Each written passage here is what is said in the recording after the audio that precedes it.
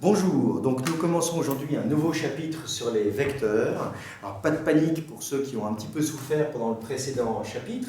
Ce coup-ci, on va les associer à des repères et ça va nous donner un chapitre beaucoup plus concret où il y a tout à fait moyen de reprendre pied. Alors un mot d'abord sur la façon dont on va définir un repère cette année en seconde.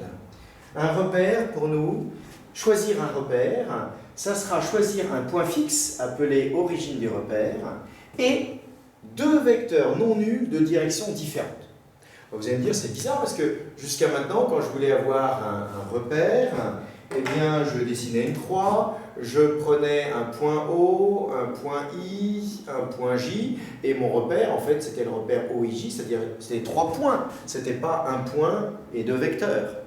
Eh bien oui, mais ceci dit, cette nouvelle notation est très cohérente. Simplement, comme vecteur I, on va prendre ce vecteur-là. Et comme vecteur J, on va prendre ce vecteur-là. Donc les deux notations, point O, point I, point J, ou point O, vecteur I, vecteur J, sont deux notations qui sont tout à fait compatibles l'une avec l'autre. L'avantage de cette notation, c'est que vous verrez dans les années à venir qu'elle est beaucoup plus générale, beaucoup plus puissante, beaucoup plus élégante. Donc on va abandonner en fait le point OIJ et pour le remplacer, adopter définitivement point O, vecteur I, vecteur J. C'est très important, j'attire votre attention que I et J, la seule condition pour que le triplet OIJ forme un repère, c'est que les vecteurs I et J soient non nuls, bien sûr, mais qu'ils aient des directions différentes. C'est la seule condition. Alors, on a l'habitude de distinguer trois familles de repères. Soit I et J sont perpendiculaires et de même longueur. C'était le cas de mon petit repère de tout à l'heure. On dit que le repère est orthonormé. Voilà, ou orthonormal parfois.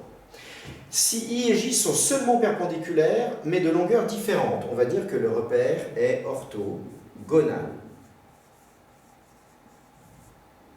Si I et J ne sont pas perpendiculaires, peu importe qu'ils aient la même longueur ou pas, le repère sera dit quelconque. Alors il faut que vous reteniez ces trois termes, parce qu'on va souvent commencer les exercices en disant soit OIJ, un repère, je ne sais pas, une fois il sera orthonormé, une autre fois il sera orthogonal, une autre fois il sera quelconque, et ça n'aura pas tout à fait les mêmes conséquences pour la figure, et puis pour les calculs que l'on pourra faire derrière. Voilà, donc nouvelle définition du repère comme un point fixe, deux vecteurs qui n'ont pas la même direction et qui sont non nuls, et puis repère orthonormé, orthogonal et quelconque. Alors, une fois qu'on a défini ce qu'est un vecteur, on va pouvoir définir ce qu'on appelle coordonnées d'un vecteur. Vous voyez, pour le moment, on n'a pas encore parlé de coordonnées d'un point, coordonnées d'un vecteur. Alors, j'ai un repère. J'appelle coordonnées du vecteur U les réels, x et y. On va encore appeler le premier abscisse et le deuxième ordonnée, ça ne change pas par rapport à ce que vous connaissiez déjà, tel que U égale xi plus yv.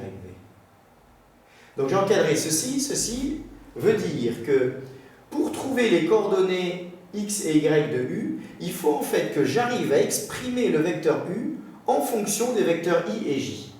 Et les deux réels que je trouve, là, s'appelleront abscisse et ordonnée, et on notera comme ça, vous voyez, j'ai mis des parenthèses, j'ai pas mis le x à côté du y, mais au-dessus du y. Et voilà, donc ça se note en colonne. Alors, parfois on note en ligne, mais la notation la plus fréquente, celle qu'on vous conseille d'utiliser, c'est cette notation avec les coordonnées en colonne pour le vecteur. Si je prends l'exemple de ce vecteur U, donc vous voyez, j'ai mon repère OIJ. Alors, si je veux trouver les coordonnées de U, il faut d'abord que je commence par arriver à exprimer U en fonction de I et J. Donc je pars d'ici, combien de I dois-je faire, plus combien de J pour arriver ici. Alors, si je fais moins 2I, j'arrive là, plus J, j'arrive là. Donc vous voyez que mon vecteur U, il est égal à moins 2I plus J. D'après ce qu'on a écrit juste au-dessus, ça veut donc dire que le vecteur U, quelles sont ses coordonnées? Eh bien, moins 2 et 1. Voilà.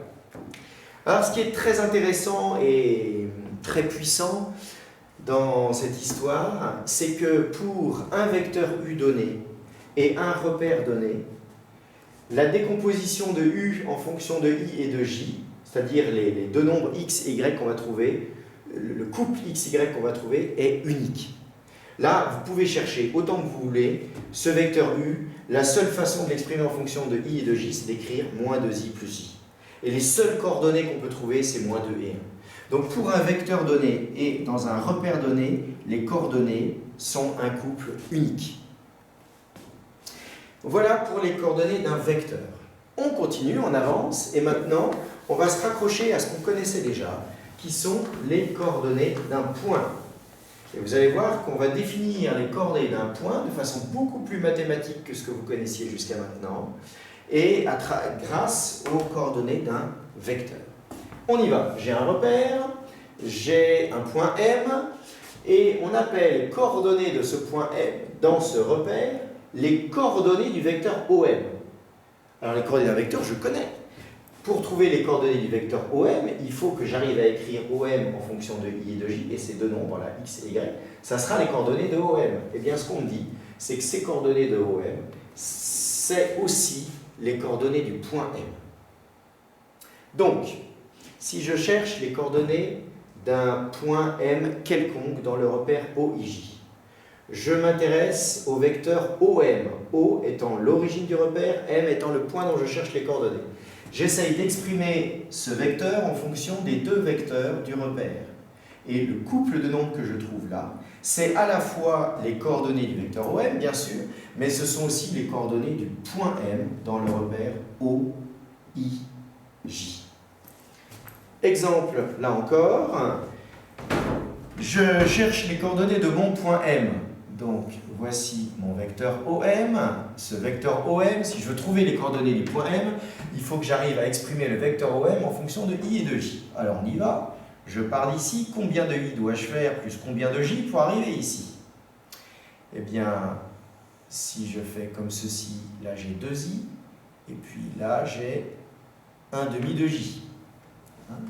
Donc, vecteur OM est visiblement égal à 2I plus 1/2 de J, ce qui veut donc dire que le vecteur OM a pour coordonnées ces deux nombres-là, 2, 1/2, ce qui veut également dire que le point M dans le repère OIJ a pour coordonnées toujours ces deux nombres-là, 2 et 1/2. Donc vous voyez, on a l'habitude de bien exprimer les coordonnées du vecteur en colonne et les coordonnées du point en ligne, comme vous le faisiez ces dernières années. Et voilà, ça y est, on a redéfini la notion de coordonnées d'un point, mais à partir d'une égalité vectorielle. Et alors il faut être assez clair sur le fait qu'il y a souvent un malentendu à cet endroit du cours de seconde entre les élèves et les profs. C'est que pour les élèves, trouver les coordonnées d'un point, c'est faire comme ils ont toujours fait, c'est compter des cases sur la feuille à carreaux sur laquelle ils ont mis leurs repères. Alors que pour le prof de maths, c'est pas fondamentalement ça. Pour le prof de maths, fondamentalement, trouver les coordonnées d'un point, c'est exprimer, en fait, c'est écrire une égalité vectorielle. Et si vous voulez bien réussir les exercices de ce chapitre, il va falloir que vous arriviez à convertir un petit peu votre point de vue. Non plus les coordonnées d'un point comme étant des cases que je compte sur une trame de carreaux, mais comme une égalité vectorielle, comme quelque chose qui est défini par une égalité vectorielle. Voilà, bon courage et reprenez bien ce cours. Merci.